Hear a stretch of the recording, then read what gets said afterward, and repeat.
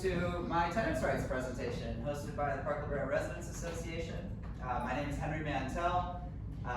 Can everyone hear me okay? Yes. Great. Sorry for not having a microphone. The machinery, the technology in this room is archaic and I can never figure it out.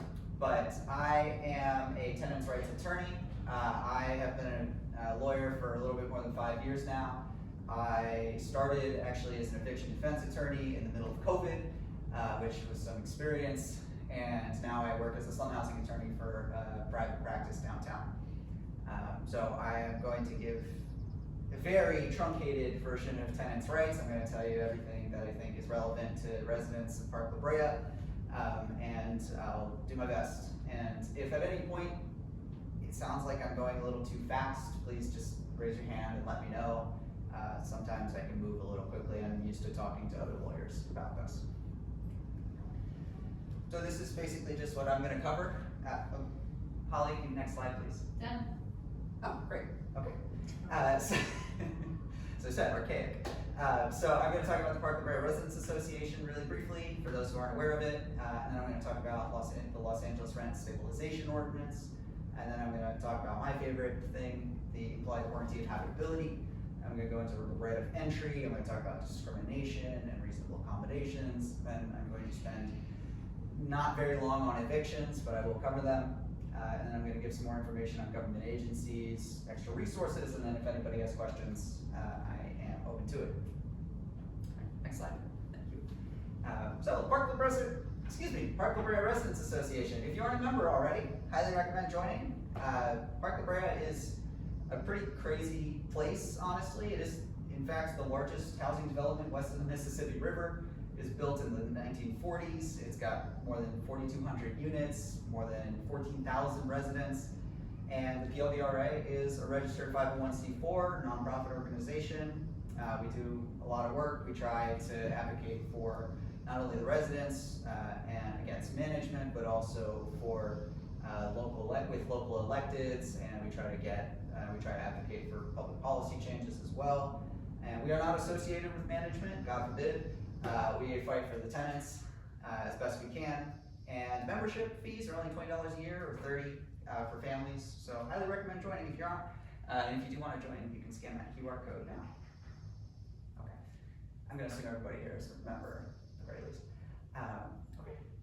So just a quick disclaimer. Nothing in this presentation is intended to be legal advice.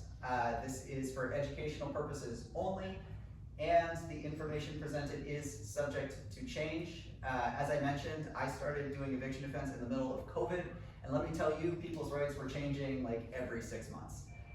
So everything here is not set in stone. This is the law, so things can change, but additionally, I'm not agreeing to represent anyone or take anyone on as a client. You're welcome to call my firm's intake line to try to get representation if you're dealing with slum housing conditions, but we can go into that later. And nothing said or asked here is confidential or protected by attorney-client privilege. So during the question time, please do not confess to breaching your lease or anything like that. It can and will be used against you in court. Next slide, please. So the Los Angeles Rent Stabilization Ordinance, or LARSO, this is the tenants' rights law in the city of Los Angeles.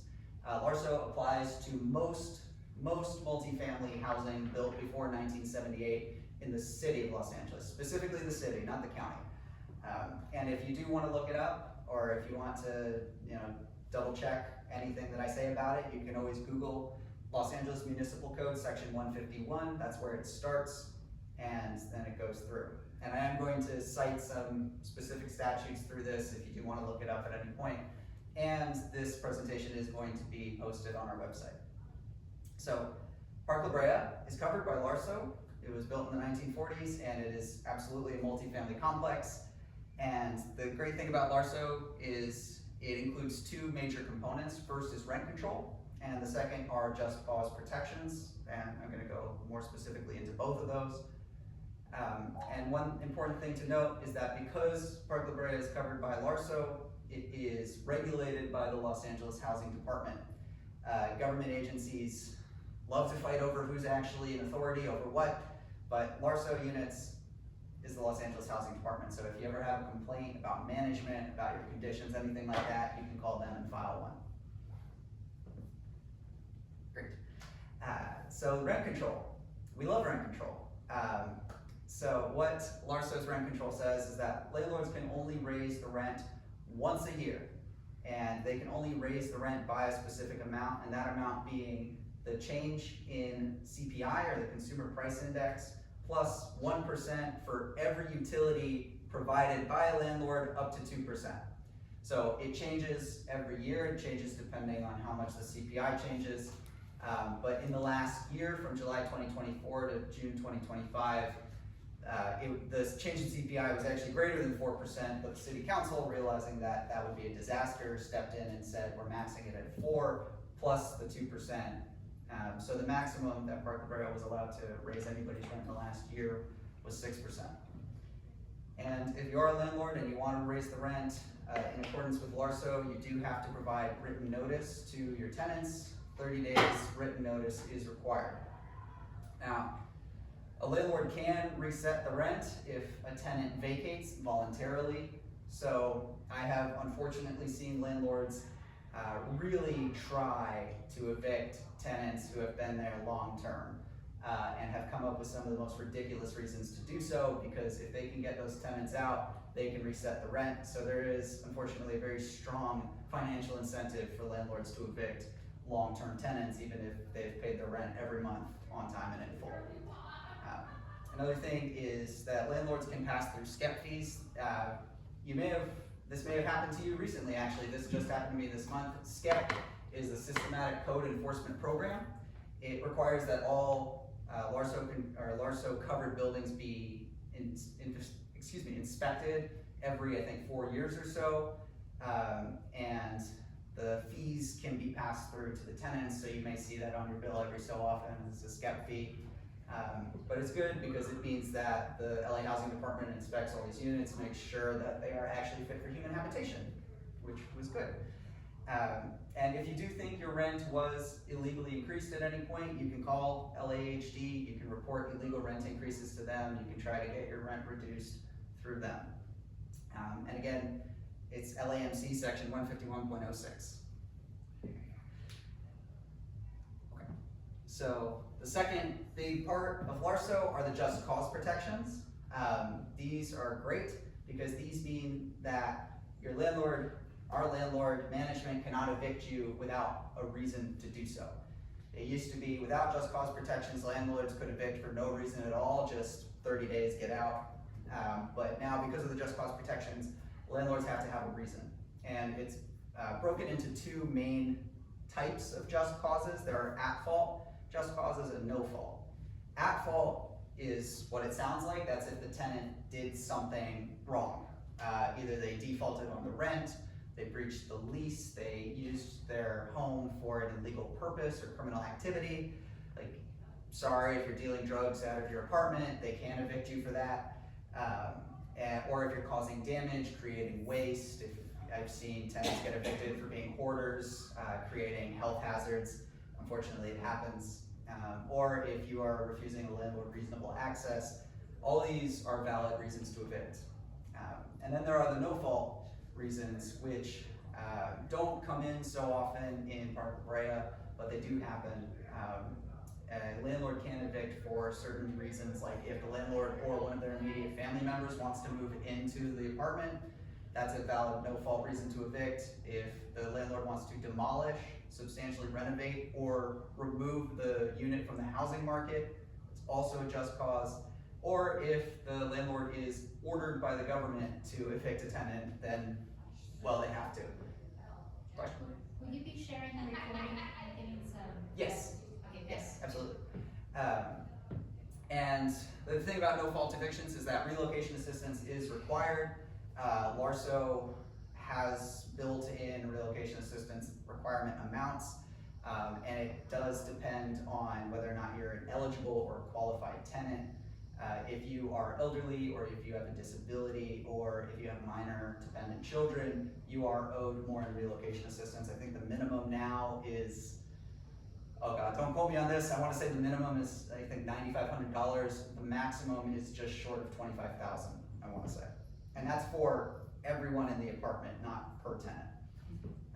And if you do want to look it up, you can double check me. This is LAMC section 151.09.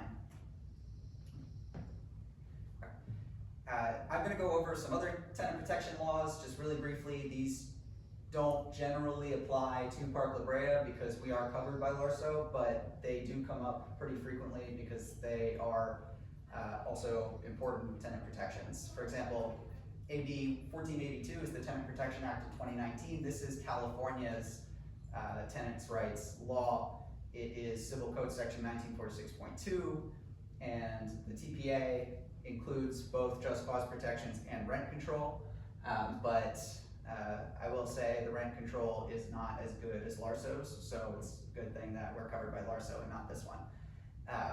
And the TPA does cover most multifamily units in California, but again, there are exceptions to it. And then there is the Los Angeles Just Cause Ordinance, LAMC section 167.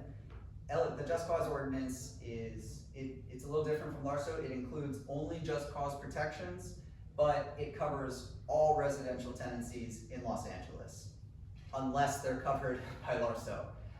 So if you live in a multifamily, or if you live in any kind of housing, but the housing was built before, or excuse me, after 1978, then it's probably covered, almost certainly covered by the Just Cause Ordinance. So nowhere in the city of Los Angeles can a tenant get evicted for no reason anymore. And this is a relatively new ordinance. I think it just passed within the last couple of years.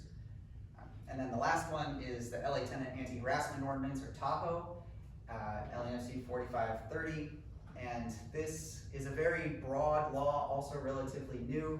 It forbids landlords from harassing tenants, and harassment is also very broad. It can mean failing to maintain the property, it can mean threats, it can mean trying to evict without good reason, it can mean shutting off utilities. And so if you do feel like you're being harassed by management or landlord, you can bring a claim against them under TAHO. It technically makes landlord or tenant harassment a crime, but that has never been tested in court. I don't think a single landlord has ever actually been charged with this as a misdemeanor or a crime yet. Fingers crossed. Now, my favorite piece of tenants' rights, the implied warranty of habitability. This thing is why I have a job currently. And I genuinely believe it is the greatest advancement in tenants' rights in the last 100 years. Basically what it says is that landlords have to provide a home that is fit for human habitation.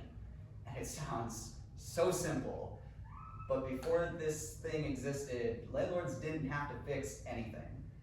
It was up to tenants to fix the homes that they were renting, but this changed within the last, I think this came out in the 50s or 60s. But this is California Civil Code section 1941, so this applies to all homes in the state of California. And the great thing about the implied warranty of habitability is that it is implied in every lease. It cannot be waived in writing or by conduct.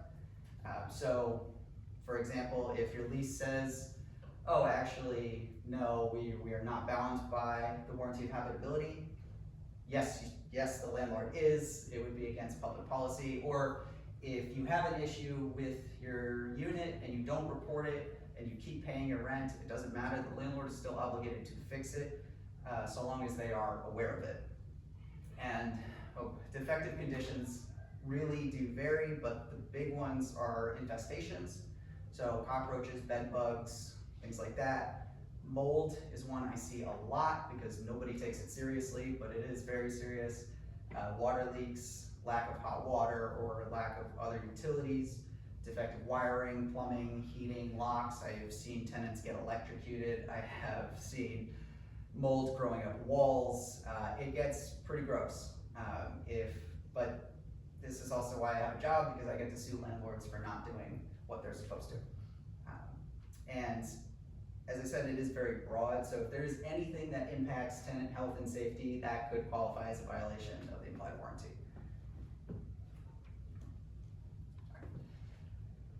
If you have a defective condition, if you see cockroaches or if you see mold, first and foremost you need to notify the landlord. Do it in writing, please. Unfortunately, I have clients who have been dealing with issues for years and only ever complain verbally, or over the phone or in person. Get it in writing, email, text, letter, it doesn't matter, just as long as it's in writing.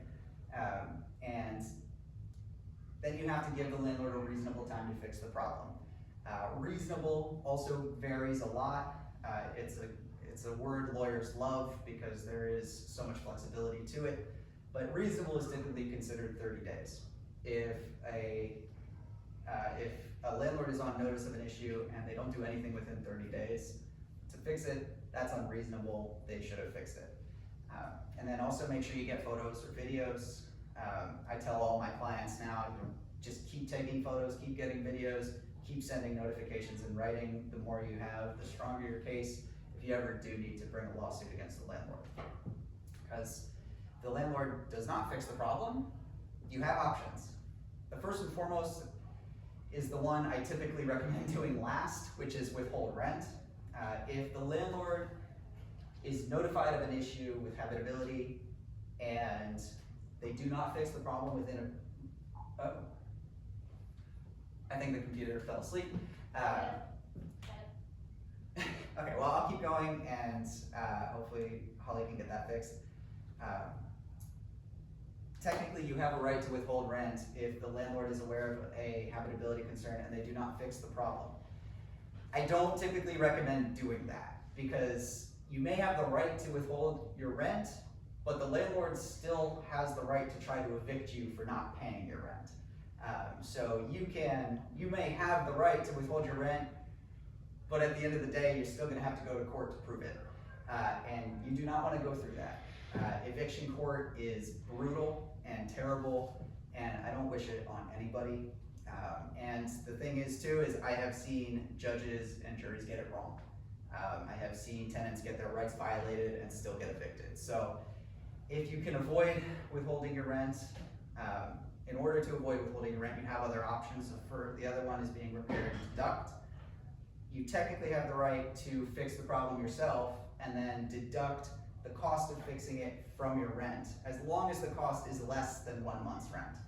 I would typically recommend letting the landlord know you're gonna do that before actually doing it, just so that they have some notice ahead of time that it's gonna happen.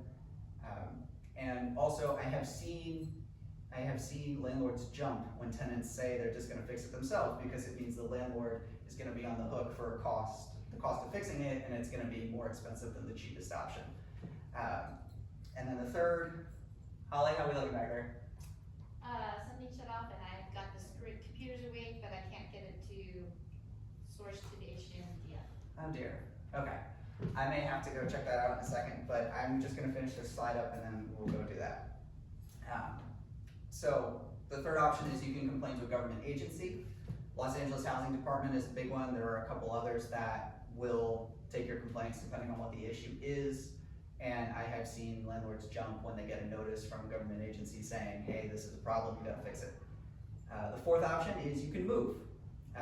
This is the option most people don't want to take because moving is terrible, but it's called a constructive eviction. If a landlord is not fixing the problem, if they are not upholding their end of the lease, then even if you have 6 months left on the lease agreement, the tenant can say, you know what, I'm just gonna move out, and that's their defense if the landlord tries to sue you for breaching the lease or moving out too soon. And then the last option, which in my experience doesn't really fix the problem, but may be a lucrative one for you, is a lawsuit. You can sue landlords for not providing you with a home that is fit for human habitation. And the longer it goes on, the more harm is done, the more sick you get, the more issues there are, the bigger the lawsuit. I have seen some pretty big lawsuits.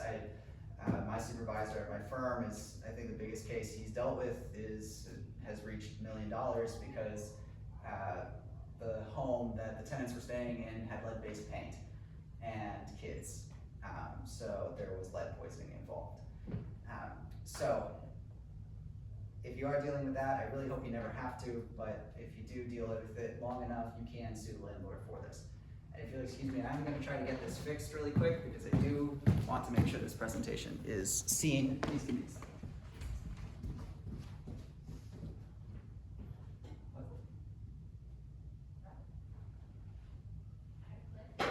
I'm curious, how many of you live in a garden apartment? Just, you mind raising your hand, I'm just curious. And the rest of you are all in towers? Yes. You're all in towers? Cause we really have two separate issues. I mean, massive separate issues. So, you are in a garden? I used to be in a garden and now I'm in a tower, and my biggest So issue is just- noise, yeah.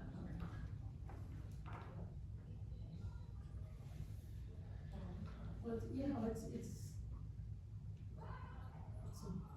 large What's the property. issue with the gardens? Pardon? What's the issue with the gardens? Parking. Oh, And people that, are doing things illegally. you need a parking spot? The way the parking, from what I understand for everywhere, is if you have a 2-bedroom, you can have 2 parking spots. You could have 2 cars. You could have 2 cars. It's by the bedrooms, it's by the amount of bedrooms. And someone who lives there has 5 cars that he leaves. And if anybody lived here before the pandemic or in the very beginning, it was, you had to move your car every 3 days. And it was great, because you know, you go, this guy, he is so, I could leave it here for months and years if I want. And that's what and I mean, security knows all about it, and the office knows all about it, but I just wish we would bring back 3-day parking again. I mean, people have gone back to work. Problematic, not everybody, 5 cars is allowed. But it's not allowed, it's only allowed 2. That's what I'm saying, so you have some reasonable complaint. What? But 3 days is not reasonable. Pardon? No, Having it's to move- parking. Are you talking about, On the unpaid? yellow tag, You're talking about unpaid parking, free parking? free parking, 3 days. That's how it was for years. And the only reason they changed it is because people started working at home. And people have gone back to work. Not everybody. Well, not everybody, but this guy's he's also done fraud, making, copying the visitor. Oh, yeah. Hey, all right.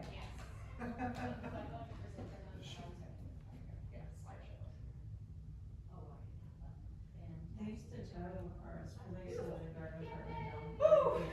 And they always had them there. Yeah. But I don't know if they still tow or not. Thank you so much for your Oh, patience. they're towing like crazy now. Okay, I told you. All right. Right, then. Okay. Right of entry, all right.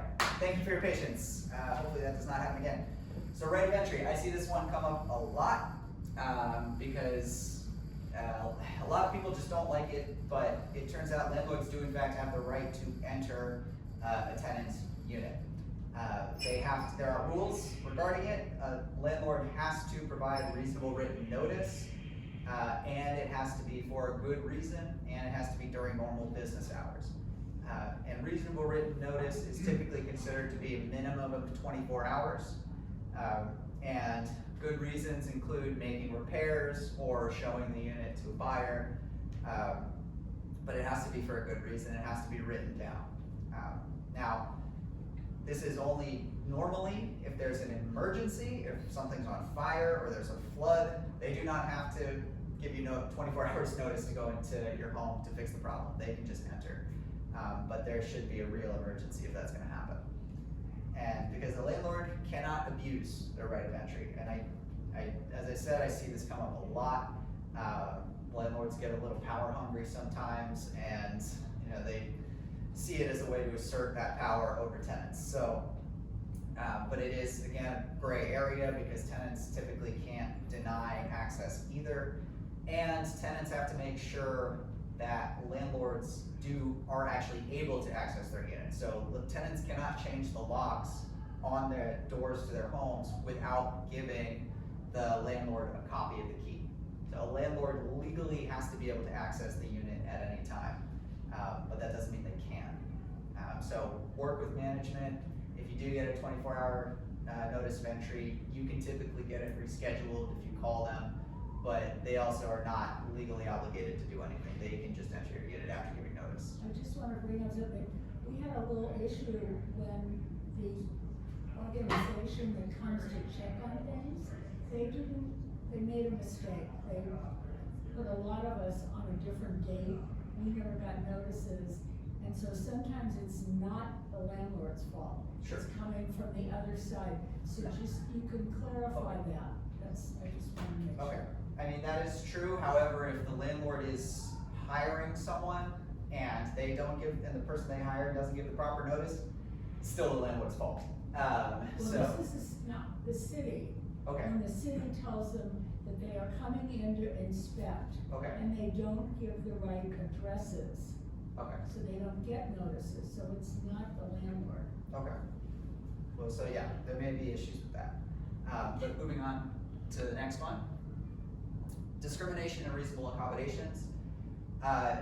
Discrimination is not only morally wrong, it is also illegal, it turns out. Landlords, and this is California, so there are a lot of protected classes in California. Landlords cannot discriminate against, I'm gonna read them out: race, color, ancestry, national origin, citizenship, immigration status, primary language, religion, disability, mental or physical, sex and gender, sexual orientation, gender identity, gender expression, genetic information, marital status, familial status, source of income, which includes Section 8, military or veteran status, and age.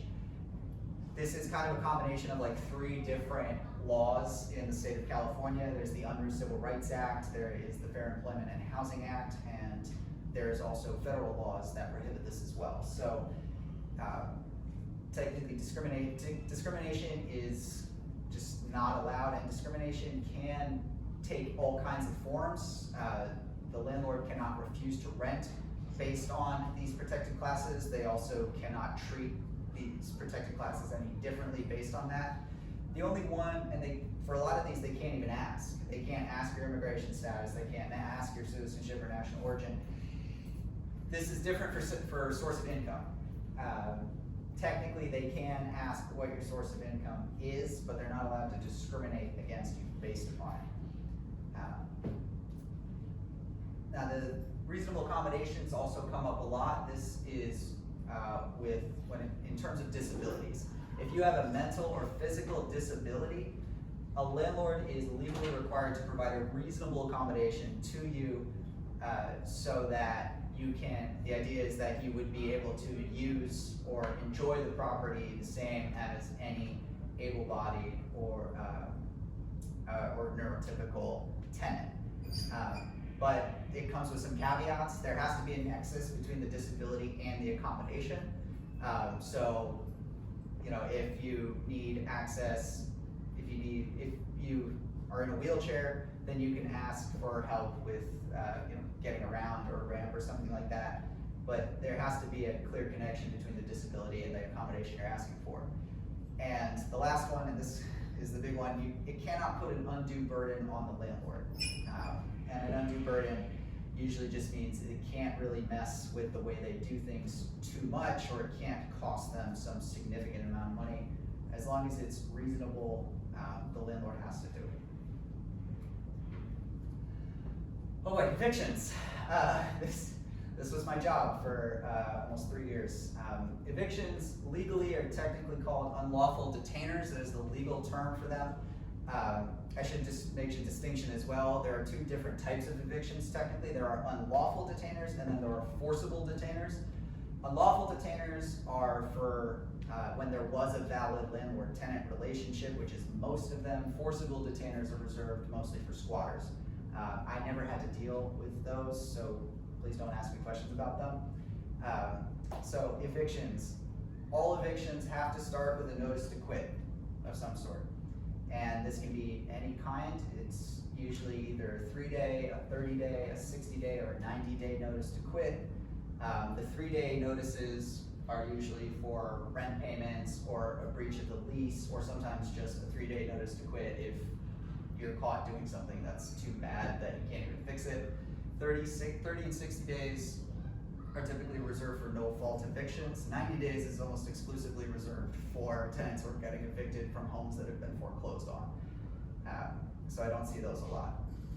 But the notice itself, there are very specific rules about the notice. It has to be in writing, physical writing, not a text, not an email. It has to be a physical piece of paper. It has to be proper. It has to include, which means it has to include all of the language on it. There is specific language that needs to be included. The city of LA recently changed the law within the last couple of years to make it clear that the notice has to include the number of bedrooms on the unit. So like there are specific language requirements from those in those notices, and then it has to be properly served. They have to serve it on you properly. Proper service is usually personal service, so someone has to either hand it to you or they can post it on your door and mail you a copy, and that would be considered proper service. Then say, oh, nope. And then say, so you get served with the notice to quit, and you stay past the time period for the notice. Then the landlord can file an unlawful detainer complaint with the court, and then they have to serve you with the summons and complaint. And they have to, they're supposed to try to personally serve you with the summons and complaint first. If they can't serve you personally, they can apply for an order to post, so then they can just post the summons and complaint on your door and mail you a copy, and that counts. From the day you are served with the summons and complaint, you have 10 business days to file an answer. It used to be 5 business days. This changed recently. It used to be you only had a week to file an answer or else you risked a default judgment. They recently made it, and then it turned out that almost half of all evictions filed in Los Angeles ended up defaulting. So you have 2 weeks about, so still not a lot of time, but you have to file an answer with the court, and it is a specific form. It's UD 105. You have to file that form with the court in order to avoid a default judgment. If you get a default judgment entered against you, the landlord can basically force you out without you ever getting your day in court. A lot of the work I did as an eviction defense attorney was trying to get default judgments set aside. And it is possible, it's just very difficult. So if you do get served with a summons and complaint, do not wait, get an answer filed. Because if you do file an answer, that is how you preserve your rights, that is how you preserve your defenses, and then you go to trial. So you file an answer, and then you will certainly get a notice of a trial date in court. And if you go to trial, if you have good defenses, you present all your evidence correctly, and you win, congratulations, you get to keep paying rent, is really what it is. You get to stay, and you get to keep paying rent. And one thing that I think is ridiculous, but is unfortunately very true, while this whole process is going on, a landlord is not supposed to be collecting rent, but as long as you are in the property, the rent keeps accruing. So in almost all cases, even if you go to trial and win, you're still gonna end up handing the landlord a check. So that is a big issue in my opinion with these things. So the landlord really, at the end of the day, gets paid one way or another. But unfortunately, the worst case scenario, and this is what I always told my clients, the worst case scenario is going to trial and losing. Because if you go to trial and losing, not only do you get an eviction judgment entered against you, you get locked out by the sheriff's department, usually 2 to 3 weeks from the day judgment is entered. You could also get a money judgment entered against you for rent owed. And that judgment stays on your record for I think 7 years. And if landlords have whole agencies that keep track of who has judgments against them, and you could get blacklisted. It makes it a lot harder to find a new place. So try to avoid that if you can. The good news is you don't have to go to trial. You can always settle. Like 95% of the cases that I ever worked on in eviction court settled because it turns out even for both parties, the risk of trial, it usually isn't worth it. You can always negotiate. This always kind of shocked tenants when I told them, but like, you can negotiate, you can make an offer, you can say, look, give me 60 days to move, waive the rent and seal the record, and I'm gone. A lot of landlords will take that, because going to trial for them is expensive, landlords are costly, or excuse me, lawyers are costly, those fees get racked up easily. And so if they can reach a settlement and they know they're gonna get you out anyway, all the better for them, and you get to avoid the risk of going to trial and losing. Or sometimes they're willing to agree to a pay and stay. If you can get the money together, you haven't made your rent, you can say, okay, I'll pay this amount, and you just drop the case. Sometimes they'll go for that too. It really does depend on the landlord, it really does depend on the situation. Again, this is very general. I am leaving a lot out of here. I could and have given 45-minute presentations on every major bullet point on this slide. So please understand I am leaving a lot out, and if you have any general questions about this, I am happy to answer them later. So I mentioned defenses. You file an answer to preserve your defenses for trial. This is a list of the most common defenses there are. The first one, and my personal favorite, was waiver and estoppel. I can't really explain the difference in between them without more time, but waiver basically, as I mentioned, a landlord cannot accept rent while an eviction is ongoing. If a landlord accepts rent after a notice to quit expires, that is typically considered a waiver of that notice to quit. And I love this defense because it gave me one of my favorite moments in eviction defense was when I got to show up to the morning of trial representing a tenant and letting the landlord attorney know that the landlord had been accepting rent for like the 3 months between the notice to quit being served and the trial date. And the look on that lawyer's face was awesome. So, you know, try to keep paying. So I always tell tenants, like, even if you get served with a notice to quit, if you're not gonna comply or you're still gonna be there after the notice expires, try paying your rent anyway. They might accept it, and then you've got a defense. Retaliation comes up a lot. A landlord is not legally allowed to retaliate against a tenant. And it's usually presumed retaliation if a landlord tries to evict within 180 days of a tenant complaining about the habitability of a unit or trying to organize with other tenants. Just be aware it only creates a presumption of retaliation. So the landlord can still, if the landlord still has a valid reason to evict, they can still evict. They can overcome that presumption. The third one is improper notice. This also comes up a lot. As I said, the notice is very technical, and landlords, and sometimes landlords' attorneys mess it up. And you can win just by pointing out that, hey, there's some language missing from the notice. Or you complied with the notice. They gave you a 3-day notice to pay or quit. You paid the rent within those 3 days. That's your defense to eviction. And breach of the implied warranty of habitability, as I mentioned. You technically have the right to withhold your rent if the landlord breaches the implied warranty. That's your defense if they try to evict you for not paying your rent, if they try to evict you for not paying your rent while there are habitability conditions. And then the last two, discrimination and harassment. These are technically defenses against getting evicted. They're not great defenses though, so please don't try to rely on those if you are getting evicted. So these are just some general tips I have for tenants. These are kind of tips I give to everybody who is renting. First and foremost, and this is the most lawyer tip I could give anyone, is get it in writing. Document any issues with your unit and any communications with management, because the worst case scenario is, you know, you need to end up in court and it just becomes a he said, she said thing, and that's not good. So get it in writing if you are communicating with management or there are any issues with your unit. Second is talk to your neighbors.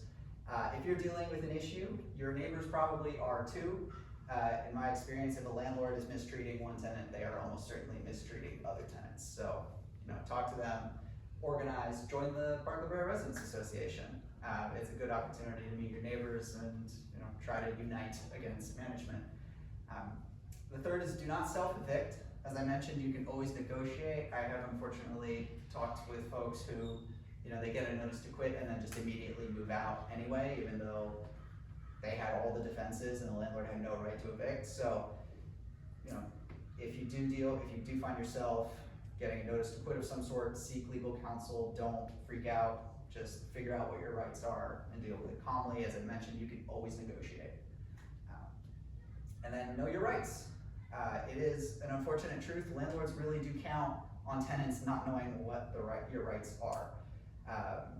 And so the more you know, the better you can fight against any kind of power tripping, landlord, anything that they want to do. And then the last one is pretty simple, read your lease.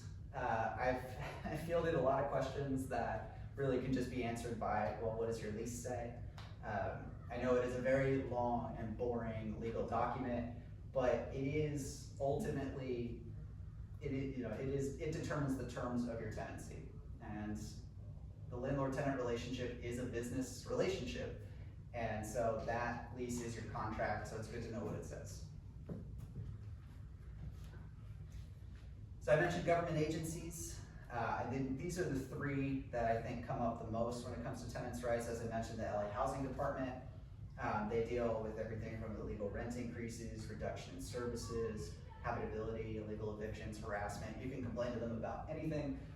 Whether or not they'll actually do anything is another question entirely. I've found them to be kind of toothless. I mean, they will send notices or strongly worded letters to landlords, but very rarely will they actually cite or fine landlords for violations.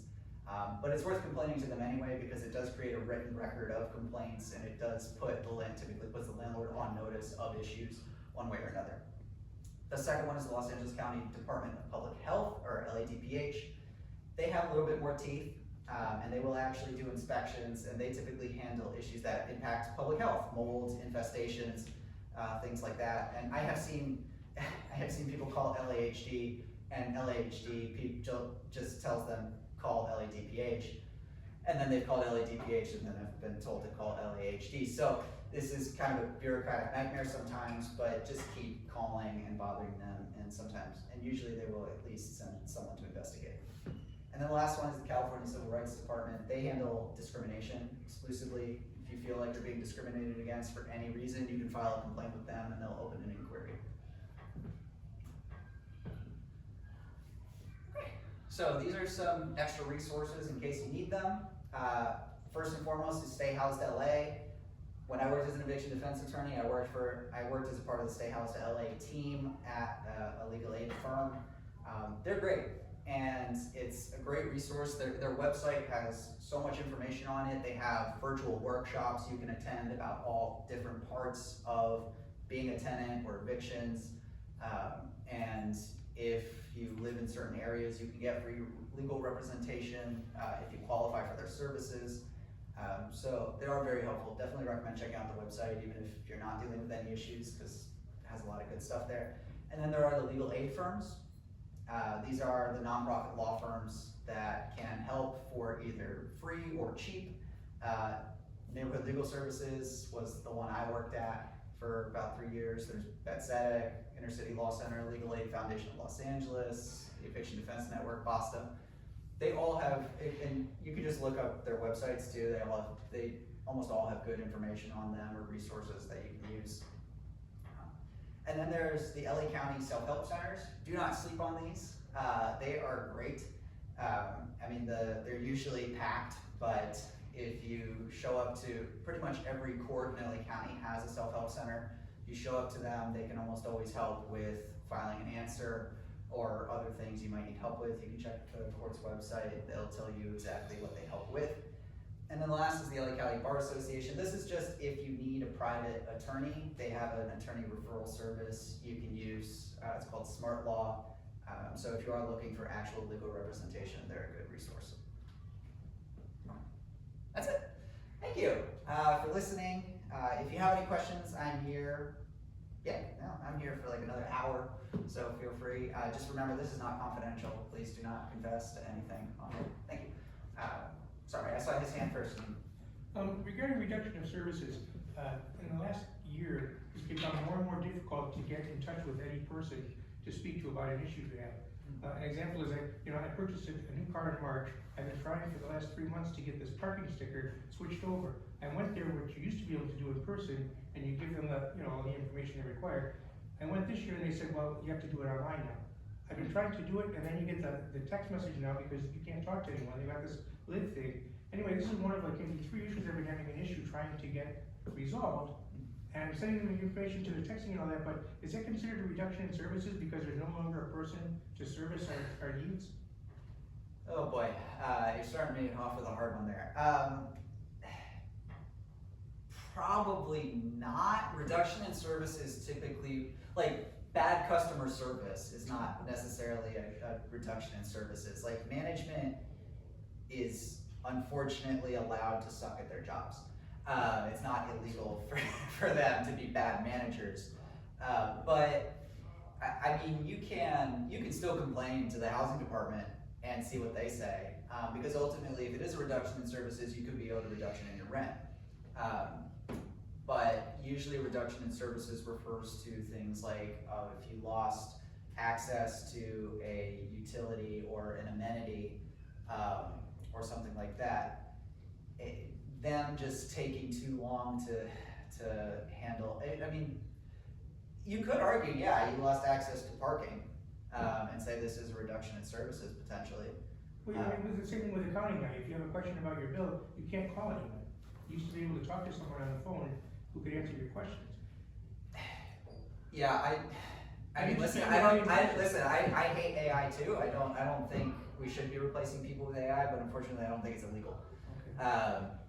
And it is a very gray area. I do think they should be required to have some kind of human contact, but at the moment, I don't think it's legally required. May I ask a follow-up? When you say reasonable time for repair, when I'm going into like 4 to 5 months and I haven't really thought much about it, is it just like the screen to my front door? Is the utility door that I've pushed a pot up against?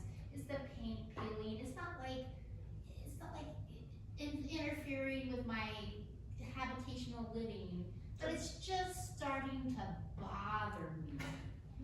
Because it's slowly over time, and I know I hear from residents, because I'm on the board, and I hear from residents that this is piling up. So, and I did email, I sent pictures, so I'm thinking what you said, keep this in writing. I'm gonna write a letter, I'm gonna print out the pictures, I'm gonna say this is my 5th contact. Then do I file a complaint with the housing and the RSO? I mean, you don't have to wait. You can file a complaint whenever. There's no, I'm just saying, what kind of evidentiary paper trail do you need? Because I have the same Well, issue you this know, I gentleman mean, has, because you- I only have text messages now. yeah. I don't have an and they don't email. respond. You get a generated response. No, but texts are fine. Texts count as Okay. writing. Okay, And if they told you, hey, text this AI, and you do, and you have a record of those texts, that should count as notice. Even if they don't technically read it, because oh man, now we're getting into some metaphysical questions, but I would think the AI would count as an agent or a program of the landlord. If you're complaining to the AI, then yeah, that should count as putting them on notice of these issues, and every time you do it, that should count as notice. If you want, and yeah, the longer it goes on, you know. because I had a couple of those multiple 24-hour inspections, and then I had a person, so I just kind of want to like compile it all, and I don't think I can really go after discrimination, but I know I have a legitimate service repair complaint. So thank Sure. you, I pass. Sure. I'm sorry. Can I answer her question? No, I'm sorry. I want to answer this gentleman's question. Go ahead. Just, Well, only because, Holly, you know that I know the people there. I'm gonna give you the way to get it done today. Then and now. You do your work order, you get the email with the work order. You forward that email with your photos. You're keeping your email, you've got your photos, and who are you sending it to? You're sending it to Alice, to Anna Heath. She was my leasing agent. Now, you know, she's right up at the top. It gets done right away. It might not be her, I'll give you her email. It might not be her, but she's gonna give it to Sylvia, she's gonna give it to one of the guys. The other thing that everybody seems to be, when I look at the PLB community, they're asking residents a question that they need to look at their own lease. They need to learn to take care of responsibility for themselves. Not ask, I don't know that you would know that answer, why should you know what your lease says versus her lease says?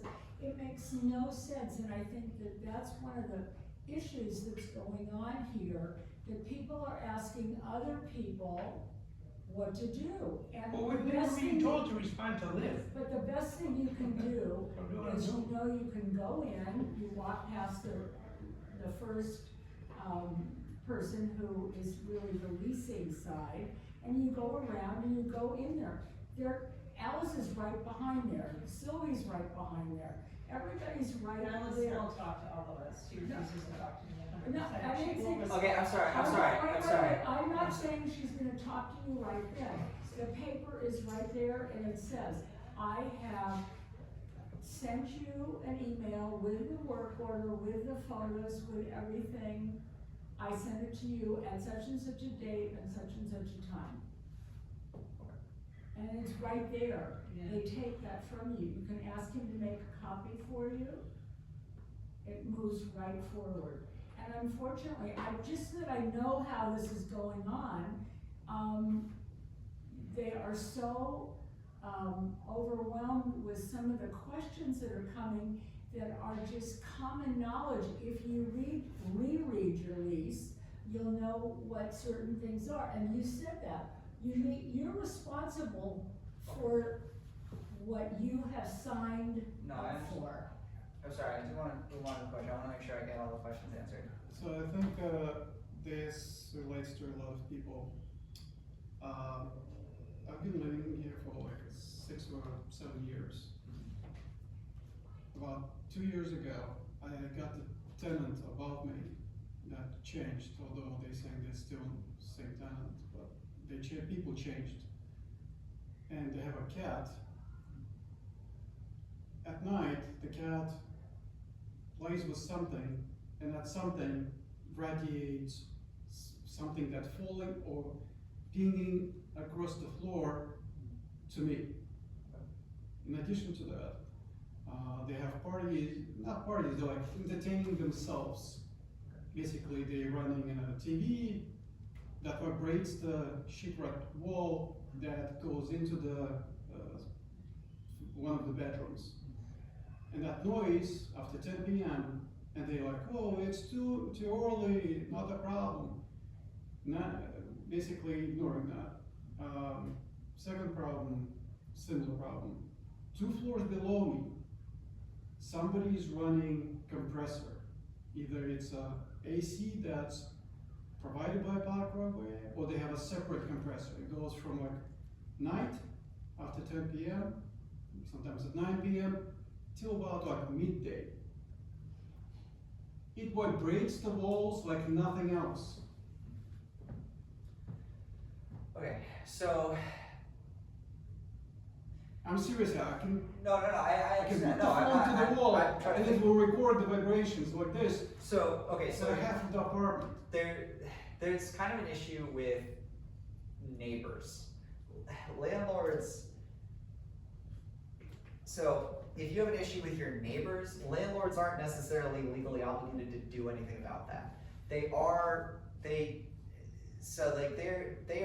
hard to force a landlord to enforce a lease against another tenant. If you have an issue with your neighbors, the best option is typically to talk to them directly, try to work something out, try to get them to understand what the situation is. If there's something with They're refusing to do anything about it, your neighbors or PLBRA? the neighbors. Okay. So, yeah, have you complained to PLBRA about this? Yes. Okay. Yeah, I see this coming. It's a harassment by neighbors, but it's a breach of habitability by the landlord, since they've been notified not to make sure that the tenants do not bother other tenants. That's my thing. So it's not technically a habitability violation because it's not really affecting your health They're and supposed to safety. provide it. No, I understand. I'm sympathizing, but I'm trying to. But the thing is legally, there's not a ton that can be done about it. I see this issue come up a lot when people have issues with their neighbors and a landlord just doesn't do anything about that. Because technically there's not much you can do to force a landlord to enforce the lease against other people. You can ask them to, I mean, you can see if they're willing to try to give them a notice to cure or quit of some sort. Can I sue the neighbors? If You can do noise. you can try, I usually recommend, if it's like a serious issue, you can try like a restraining order. If there's like threats of violence.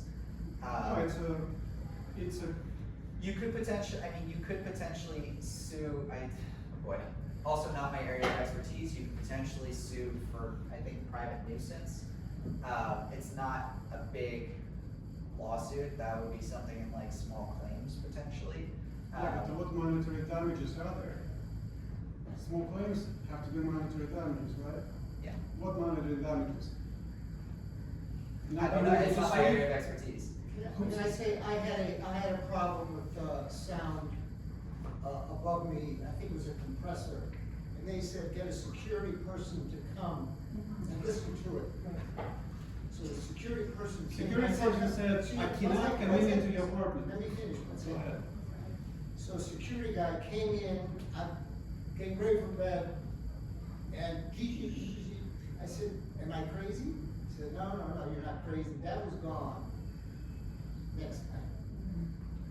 Security person said, I can't come into your apartment at all, but I hear something. The technician coming outside said, okay, I see, that's the AC. The supervisor for the maintenance says, pretended that the reason, he never heard of the problem. He said, oh, we'll go, we'll take a look what's happening. I spoke to the guy whose unit vibrates like this. He said, I've been emailing the entire company with all supervisors up to our highest wazoo. Nobody responds to fix it. They come in, they look at it, leave, and it's still not working properly. I said, well, can you stop using it? I said, no, I have to use it. Well, I'm not sure what the reason is. It was normal temperature, like at 10 degrees, 60 degrees outside. He still uses AC for some reason. I'm not sure. Does AC also does? It does here?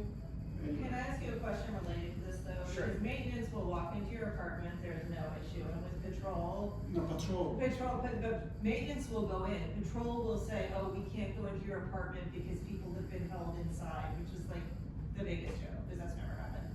Okay. But are they allowed to do that? Because I have the same issue. The woman above me drags furniture across the bedroom floor. She's removed the carpet in the bedroom. It is a nightmare. It is 24/7. And they're like, oh, we can't hear it from the door. There's nothing we can do. And they won't come in. I mean, you can't force them into your apartment. I don't think that like, if they're hired specifically for security, then yeah, I mean, they can say, well, it's not our job.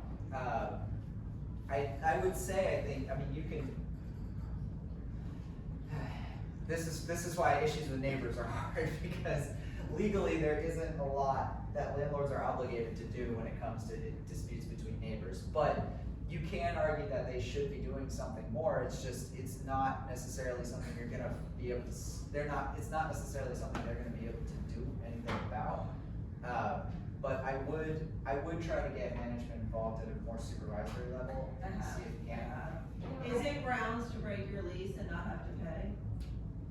Well, you can check your lease, because I mean, mine says I could leave with 30 days written notice. Mine does not say that. Mine says you have a year, like every year it renews for a year. Judges will give you a month if you have a good reason. So you can, I mean, There was a reasonable time to notify. You notify I can them, wrap this up and you real can simply. pay mostly a month. So the simple issue is with the sound, you have to get a measurable decibel, you have to measure it over a period of 2 weeks, you have a log and report, you call the police. The police have to come into your apartment, you have to listen, you have to call over a period of 3 or 4 weeks, you take the report, you submit it, and you have to then forcibly have your neighbors evicted. Okay, That's so the only answer, and I've seen it just done recently in my courtyard. But if you read your lease, it says you cannot remove fixed items, meaning she she had no right to move. I have the addressed all of carpet. that with PLBRA, and at first they said they were gonna address it, and then they said we're gonna address it when she moves out, like, when they use. You'll have to do the same thing, my love, and measure the decibel sound, because there is a peaceful enjoyment decibel, and we should probably move on to other tenant rights. Unfortunately, these neighbor things, we've tried to work them out with mediation and other things, but the neighbor complained enough that they got their lease broken and forced this family out of their home. So hopefully there can be some ways that we can make compromises, like putting sliders on the bottom of the chair. That's what, Well, what happened with, I live over right in front of, Palazzo West. And they had, I don't know if you all knew, like 3.5 years ago, they had a huge electric explosion. So they had to bring in the huge truck size, temporary. And since this is my business, I know how this works, I knew who I had to call, because it's not PLBRA, even though it was right there for us to all hear along our area. So, of course I called and I found out, you know, you can change the amount of, juice at certain hours of the day. So you end up calling the city and you get to the right department, which I do know all of those. And they got it fixed, but then Palazzo West dragged their feet getting it fixed.